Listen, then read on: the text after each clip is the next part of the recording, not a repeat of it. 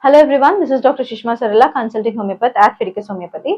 Today we are going to discuss about another topic in the bulky uterus series, which is nothing but bulky uterus in perimenopausal as well as menopausal women. Because we are seeing a lot of cases in people who are older, that is 40 or 42 years of age, and more than that, experience bulky uterus. It's a very common symptom these days. So let us discuss how people develop these kind of symptoms, what are the hormonal changes, what happens inside the body, what are the available treatment options, and what is the best treatment option in treating bulky uterus in perimenopausal or in menopausal women. So let's dive into the topic to know more about it. So what is bulky uterus? So bulky uterus can be defined on the terms where the woman is in a non-pregnant stage. That is, the woman is not pregnant, but yet her uterus is enlarged or has increased in its size. That is the formal definition of bulky uterus. A woman who is in her non-pregnant stage yet has an enlarged uterus with the menstrual irregularities is called as bulky uterus. Then let us know what are the signs and symptoms of bulky uterus. Remember, bulky uterus usually represents or has features of menorrhagia. What is menorrhagia? That is, even if you're bleeding for 5 days, the amount of the flow is increasing, or even if you're bleeding for 10 to 15 days, it can increase. That means the bleeding can prolongedly increase, and then there can be spotting continuously from day 1 till day 5, and from day 5 there can be heavy bleeding, and then up till day 10 there can be bleeding, and after day 10 there can be spotting. So prolonged bleeding or increase in flow, even if it's for a shorter period of time, which has more number of clots and more number of blood releasing, that is called as menorrhagia. If there is period occurring in between two periods, and that is called as metrrhagia. You can see menorrhagia and also metrrhagia and menorrhagia combination in bulky uterus. Apart from that, you might be experiencing pelvic pain or pressure. So what is pelvic pain and pressure? Because the uterus has increased in its size, it can cause a dragging down or bearing down sensation and constant pelvic pain, because uterus is attached by ligaments to the backbone and to the other bones in the pubic area. So what happens is that whenever there is bulky uterus, there is increase in pressure on these ligaments as well as on the attaching bones. So you can experience back pain, you can experience dragging down sensation, bearing down sensation, swelling near the hypogastric region. All of this can be there. Apart from that, you can experience abdominal bloating, back pain, and also dyspareunia, which is painful intercourse. If you're someone who's experiencing bulky uterus along with fibroids, then you can experience this condition where there is constipation also, and also urination also increases. If the fibroid is on the anterior side, then frequency of the urine increases. If the fibroid is on the posterior side, it falls on the rectum and can cause constipation. These are some of the additional features wherein it is complicated with fibroids. Now let us see what is perimenopausal stage. See, perimenopausal stage is a stage where menstrual irregularities start, and the irregularities is not menorrhagia, which is longer flow, but it is like the period days, number of days are slowly getting shorter. The number of days you're bleeding is getting shorter, the amount of flow that you're bleeding is becoming less. All of these changes which are gradually add up to a menopausal stage. So this gradual decrease or gradual irregularities that you face can say 5 years, some people experience it for 5 years, some people experience it for 8 years, some people for a year and a half, some people for 2 years. So that period where there is hormonal fluctuation along with this period irregularities, then that stage is called as perimenopausal stage. See, perimenopausal stage, transition period before the menopause, characterized by fluctuating of hormones, cessation of natural menstrual periods or decrease in gradual cessation of a menstrual period, and it marks the reproductive age is coming slower or it is decreasing, and then she can slowly land up into the menopausal stage. And then what is menopause? Menopause can be defined in a very simpler manner. See, it is cessation of bleeding or cessation of menstruation for 12 consecutive months. If you're not bleeding, then that means you have attained menopause. Menopause is diagnosed after a woman has gone 12 consecutive months without a menstrual period. So that is called as menopause. And then what is the connection between menopause, perimenopause and this bulky uterus? You have to remember that perimenopausal stage and the menopausal stage do have fluctuations, which is hormonal fluctuation. So what happens, the amount of estrogen is slowly decreased, and so is the progesterone level, and then slowly the uterus from the normal size it goes to a little bit smaller size, and then you stop having your periods, and there is hot flushes, there's acne, there's hair fall because of this fluctuation. This is the normal process, right? Some people experience it, some people do not even have change, they just have cessation of menses, right? So what happens, what is this hormonal fluctuation? that can cause a bulky uterus in some people. We will see that. See, estrogen and progesterone fluctuations are common in perimenopausal and menopausal stage, but these fluctuations can cause increase in the uterus lining, because it can be because of fibroids which are already existing in your 30s or in your 40s, or because of adenomyosis which you're already experiencing. Usually people who are suffering from fibroids and adenomyosis can land up into bulky uterus in their perimenopausal stage or in their menopausal stage.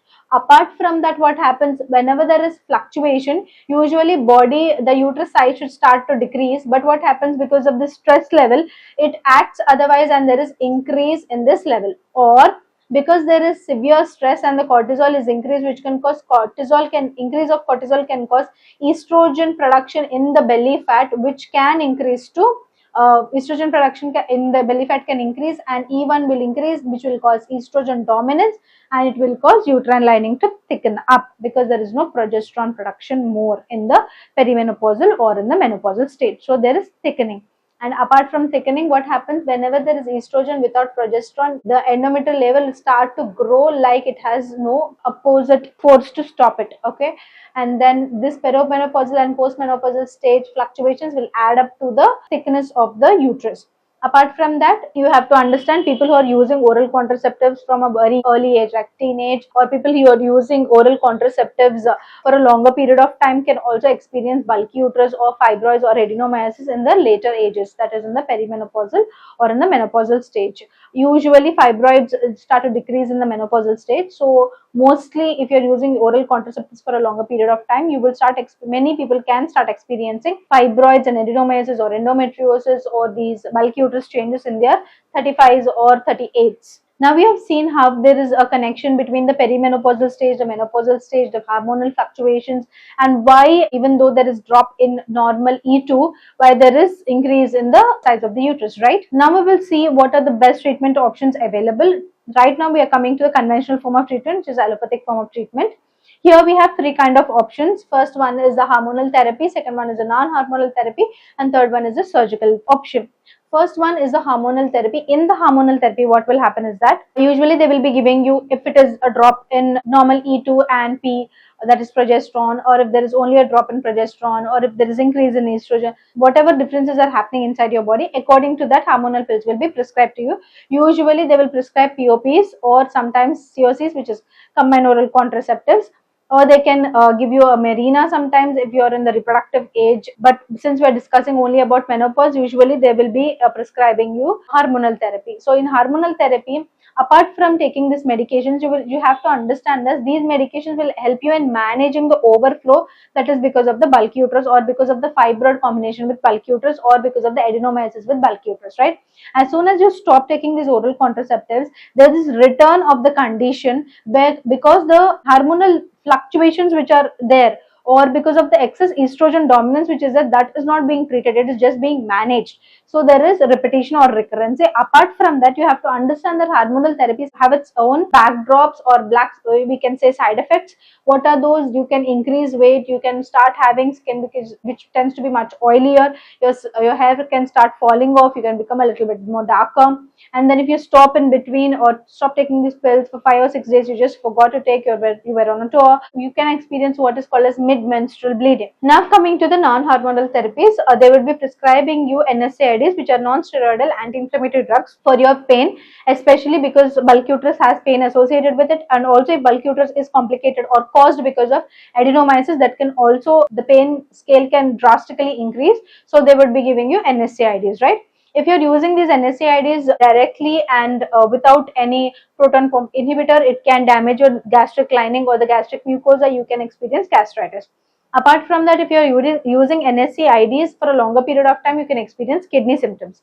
And if you're using this proton pump inhibitors along with NSAIDs for a longer period of time, your absorption capability of the nutrients can decrease. And also, if you're not responding to any of these hormonal and non-hormonal therapies, they would advise you for a surgical option. So coming to the surgical option, they would advise you for a hysterectomy. So hysterectomy, if you're doing hysterectomy in your 40s, you can experience menopausal stages, that because you're just taking away the uterus, which is representing the symptoms of hormonal imbalance, and you're not doing something for the hormonal imbalance. You're just taking away the symptoms of hormonal imbalance. So it can show anywhere in the body. It depends on each person, right? This is how conventional form of treatment treats you.